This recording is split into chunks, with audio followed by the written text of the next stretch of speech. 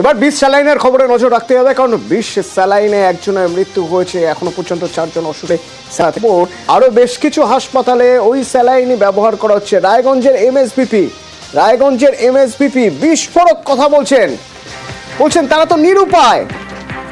স্বাস্থ্য দপ্তর যদি বিকল্প ব্যবস্থা করতে হলে তো এই স্যালাইন দেন না তারা। রায়গঞ্জ মেডিকেলের এমএসবিপি বিদ্যুৎ বন্দ্যোপাধ্যায়ের বক্তব্য শুনুন।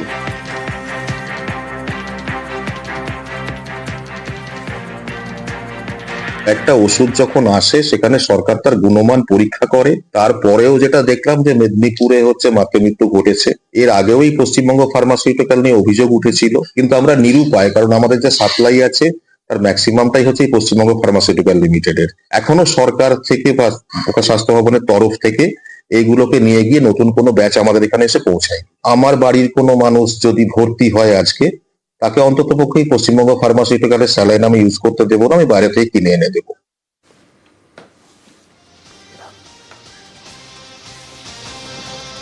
আমরা স্বাস্থ্য সচিব নারায়ণ স্বরূপ নিগমের সঙ্গে যখন কথা বলেছিলাম, তখন তিনি বলছেন যে এই একই ব্যাচের স্যালাইন বিভিন্ন হাসপাতালে সেখানে ব্যবহার করা হচ্ছে। তিনি উল্লেখ করেছেন রায়গঞ্জের কথা, তিনি উল্লেখ করেছেন বাঁকুড়ার কথা। কি বলছিলেন স্বাস্থ্য সচিব শুনুন। আমাদের যেখানেই যা ব্যাচ ইউজ হয় তার রেগুলার টেস্টিং করা হয়। আমাদের টেস্টিংগুলো দেখেই কিন্তু সিদ্ধান্ত হয়। এই ব্যাচগুলো যেগুলো কথা হচ্ছে সেটা কিন্তু অন্য জায়গায় ইউজ হয়েছে, আমরা সেরকম কমপ্লেন্ট পাইনি। কিন্তু যাই হোক, let the complete report be available. পুরো রিপোর্ট না বলতে দেখতে পারলে কিছু বলা এখন সম্ভব নেই। মুক্তা রয়েছে রায়গঞ্জ থেকে, সরাসরি একবার কথা বলবো। মুক্তা, মেদিনীপুরের এই ঘটনা ঘটে যাওয়ার পর, বা দুর্ঘটনায় এই মর্মান্তিক ঘটনা ঘটে যাওয়ার পর, সেই একই ব্যাচের স্যালাইন যখন রায়গঞ্জেও ব্যবহার করা হচ্ছে, রায়গঞ্জে রোগীর পরিবার তাদের মধ্যে কোনো ভয়, আতঙ্ক, টেনশন কাজ করছে না?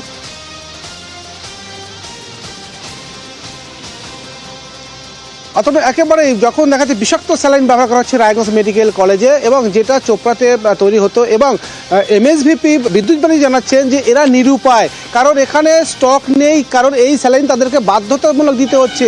স্বাস্থ্য দপ্তর যদি নতুন স্যালাইন যদি স্টক করতো তাহলে এই স্যালাইন কিন্তু বাদ দিতে পারতো, কারণ তারা নিরুপায় হয়ে সেই রুগীদেরকে স্যালাইন দিতে হচ্ছে। এবং রুগীর যারা আত্মীয় স্বজনরা রয়েছে তারা কিন্তু একেবারে চিন্তায়, কারণ বিভিন্ন রকম সংবাদ মাধ্যমে তারা খবর জানতে পারছেন, এবং তারা জানতে পারছেন যে এখানে যে বিষাক্ত স্যালাইন ব্যবহার করা হচ্ছে, তারা কিন্তু দুশ্চিন্তায় কিন্তু রুগীর আত্মীয়রা কিন্তু দিন কাটাচ্ছেন। এবং যারা স্যালাইন যেসব রুগীরা আসছে তাদেরকে কিন্তু বাধ্যতামূলক স্যালাইন ব্যবহার করতে হচ্ছে, কারণ ডাক্তাররা যে বাইরে থেকে যে স্যালাইন কিনবে সেই পরামর্শ কিন্তু দিতে পারছেন না। তাহলে চিকিৎসকদের কিন্তু একটা ভয়, শোকজ করার ভয়, সেটা কিন্তু আমাদেরকে জানিয়েছেন এমএসভিপি, কারণ তাদের হাত পা বাঁধা রয়েছে, কারণ স্টক নেই, এই কারণে কিন্তু এই ব্যবহার করতে হচ্ছে। পাশাপাশি যারা চিকিৎসা করতে আসছেন তারা কিন্তু দেখে নিচ্ছেন যে সেই ব্যাচ নাম্বার 1 আছে কিনা, বা যে চোপড়ার যে ফ্যাক্টরি ছিল সেই স্যালাইন কিনা, তারা কিন্তু দেখে নিচ্ছেন। পেশেন্টদের মধ্যে কিছুটা হলে টেনশন কাজ করছে। ধন্যবাদ মুক্তা। পেশেন্ট পার্টি, অর্থাৎ পেশেন্ট পরিবার, রোগীর পরিবার কি বলছে একবার শুনুন।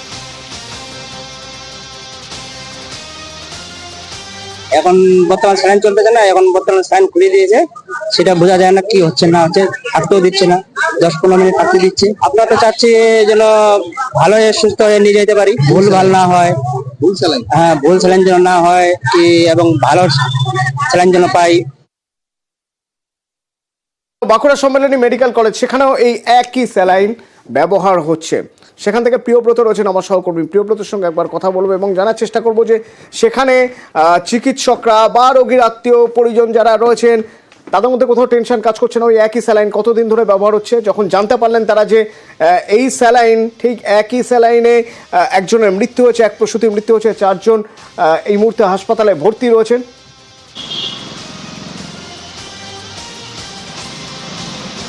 একেবারে আতঙ্ক কিন্তু গ্রাস করেছে পরিবারগুলি। তারা যখন দেখছেন একই পশ্চিমবঙ্গ ফার্মাসিউটিক্যালের যে মেডিকেল কলেজ এবং শুধু বাঁকুড়া মেডিকেল ওয়ার্ডের যে ব্যবহার করা হচ্ছে এমনটা নয়, বিভিন্ন যে স্টোর রয়েছে সেই স্টোর থেকে বিভিন্ন ওয়ার্ডের সাপ্লাই করা হচ্ছে সেই লিগাল অ্যাক্সেস প্রোভাইড, এবং সেই স্যালাইনের ক্ষেত্রে যে নিষেধাজ্ঞা জারি করা হয়েছে, যে নির্দেশিকা এসছে, তারপরও কেন কর্তৃপক্ষ এইভাবে স্যালাইনের স্ট্যান্ডে লাগিয়ে রেখেছে এই স্যালাইন, এবং সেই স্যালাইন পুশ করা হচ্ছে রোগীর শরণে, তাহলে কিন্তু এই ভুল, সেই ভুল থেকে কি শিক্ষা নেয়নি বাঁকুড়া সরকারি মেডিকেল কলেজ হাসপাতাল কর্তৃপক্ষ? এই প্রশ্ন কিন্তু উঠছে।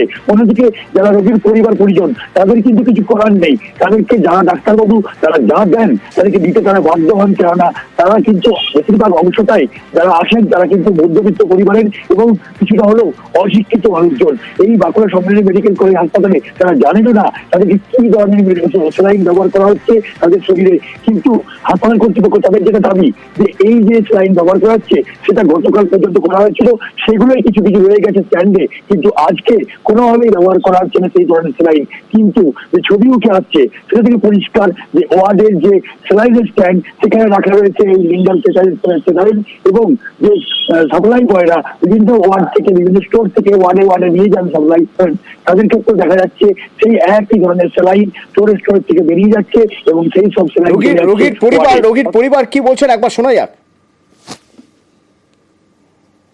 হ্যাঁ, এই স্যালাইনই চলছে এখন আপাতত। আমাদের পেশেন্টকে নিয়ে এসেছিলাম, এই স্যালাইনই চলেছে। এই স্যালাইন তো ব্যান করার কথা বলা হয়। সে তো বলা হয়েছে, কিন্তু আমরা কি করবো বলুন স্যার, এটা তো এখন গভর্নমেন্ট দপ্তর থেকে যেটা পাওয়া যাচ্ছে সেটাই তো আমরা ব্যবহার করছি আর কি। এই স্যালাইনে তো বিপদ বিপদ তো অবশ্যই হতে পারে, সেটা তো ডাক্তাররাই ভালো করে বুঝতে পারবেন, তার সত্ত্বেও চলছে এটা। আর হাসপাতাল কর্তৃপক্ষ কিছু বোতল ঝুলছে মানে সে স্যালাইন চলছে সেরকম নয়, তো অনেক সময় ক্লিয়ার করতে একটু অসুবিধা হয়। আমি আজকে নিজে সমস্ত ওয়ার্ড সুপারভাইজ করেছি এবং আমরা তুলে নিচ্ছি, আপনি নিশ্চিন্ত থাকতে পারেন। আমরা আপনি যেগুলো দেখেছেন সেগুলো হয়তো আগে দেওয়া হয়েছিল, সেগুলো ঝুলছিল খালি বোতল বা অর্ধেক বোতল, অনেক সময় হয় না পেশেন্টকে দেওয়া হলে সেরকম। আমরা কিন্তু কালকে রাত্রে থেকেই একদম খুব স্ট্রিক্টলি আমরা বলে দিয়েছি যে রিঙ্গাল অ্যাক্টেড ইউজ করা চলবে না।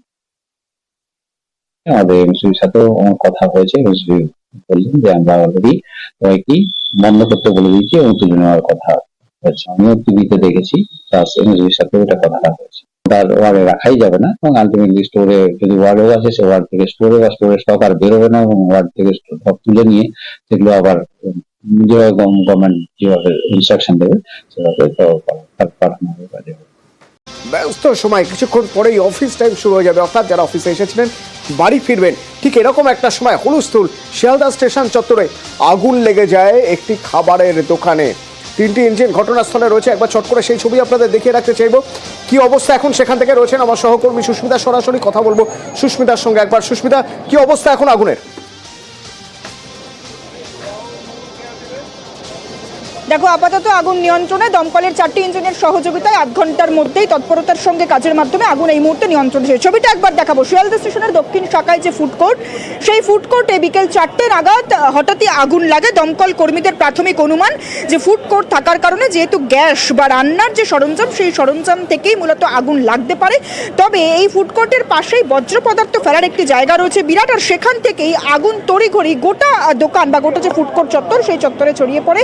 সঙ্গে সঙ্গেই যারা স্থানীয় বাসিন্দা ছিলেন, এখানকার যারা নিত্য যাত্রী ছিলেন, ফুড কোর্টের যারা কর্মী ছিলেন, তারা দমকলের আধিকারিকদের খবর দেন। দমকলের আধিকারিকদের 8 ঘন্টার চেষ্টায় 4টি ইঞ্জিন এই মুহূর্তে আগুন নিয়ন্ত্রণে এলেও পরিস্থিতি নিয়ন্ত্রণের বাইরে চলে যায় হঠাৎ করে 8 ঘন্টার মধ্যে আগুন দ্রুত ছড়িয়ে পড়ার পরেই। এবং তারপর যেমনটা দমকল আধিকারিকরা বলছেন যে এখনো পর্যন্ত হতাহতের কোনো খবর না থাকলেও বিপুল পরিমাণ অর্থের বা আর্থিক ক্ষতি, সেই আর্থিক ক্ষতি হয়েছে বলেও জানা যাচ্ছে। এবং এখনো পর্যন্ত ফুড কোর্টের যে খাবার, সেই খাবার কিন্তু ছড়িয়ে পড়ে রয়েছে, এবং যারা এখানকার যারা ফুড কোর্টের কর্মী রয়েছেন সেই কর্মীরা কিন্তু তড়িঘড়ি সেই খাবার যতটা সম্ভব রেস্কিউ করা, যতটা সম্ভব এখান থেকে তুলে অন্যত্র সরিয়ে নিয়ে যাওয়া সেই কাজ করেছেন। তবে 8 ঘন্টা দমকলের 4টি ইঞ্জিন স্টেশন চত্বরে এসে পৌঁছায় এবং তারপরেই 8 ঘন্টায় নিয়ন্ত্রণে আনার চেষ্টা করে। ফায়ার বল ছুড়ে আগুন নেভানোর চেষ্টা চলে বলেও দমকল আধিকারিকরা বলছেন। তবে যেহেতু ব্যস্ত সময় এবং অটো থেকে আরম্ভ করে ট্যাক্সি স্ট্যান্ড রয়েছে পাশেই, পিছনে বিআর সিং হাসপাতাল, গোটা চত্বর নিত্য যাত্রীতে ঠাসা। এই দোকান বা ফুড কোর্ট, শিয়ালদা দক্ষিণ শাখার যে ফুড কোর্ট, সেখানেও একাধিক কর্মচারী থাকেন রোজকার সময়, ব্যস্ত সময় আতঙ্কিত হয়ে পড়েন তারা এবং তড়িঘড়ি এখান থেকে যতটা সম্ভব খাবার বাঁচিয়ে নিয়ে যাওয়ার চেষ্টা করেন। তবুও বিপুল পরিমাণ আর্থিক ক্ষতি, কিছুটা তো ক্ষতি হয়েছে, বেশ কিছুটা ক্ষতি হয়ে গিয়েছে। ধন্যবাদ সুস্মিতা। এখন আগুন নিয়ন্ত্রণে, কিন্তু যে সময় আগুন লেগেছিল সেই সময় ছবি দেখছেন আপনারা, সে সময় ওখানে যারা ছিলেন তারা কি বলছেন একবার শোনাবো। তাড়াতাড়ি এসে ফায়ার ব্রিগেড আগুনটা নিয়ন্ত্রণ করেছে, কিন্তু আমাদের এটা শোচনীয় ব্যাপার কি কারণে আগুনটা লেগেছে। এই সব অঞ্চলে আগুন না লাগাই ভালো। তার কারণটা আপনি বুঝতেই পারছেন, পাশে বিআর সিং হাসপাতাল, রেলওয়ে স্টেশন, আর লাখ লাখ মানুষ এখানে বসবাস করে। আমি প্রশাসনকে বলবো, আরপিএফ ইন্সপেক্টরকে বলবো, আরপিএফ ডিআরএমকে বলবো, এর পিছনের কারণটা দেখা যাক। মিনিট 10 মধ্যে আমরা টোটাল আগুন কতগুলো ইঞ্চি 4টে কি হতে পারে, কিন্তু সেরকম বলা যাবে না, ফাইনাল আমরা দেখে বলবো।